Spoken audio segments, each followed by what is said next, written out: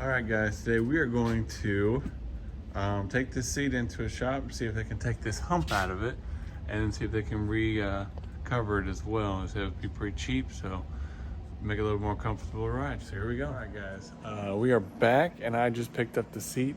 It is complete. Take a look at this. They wrapped it in like a carbon fiber, and this is a waterproof material. And they added more. I'm gonna set it up on the bench. But they're adding more foam here to make it just flat all the way up. So I hope this looks good on the bike, but let's try it out. So look how good this looks.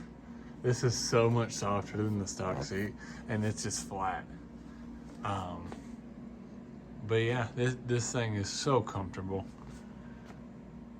And it's done on that cool carbon fiber, but yeah. The bike looks a whole lot better now. Awesome. Cannot wait to ride this thing. Thank you guys so much for watching this video. If you have any questions or comments, please leave them below. Like this video and take care and have a great day.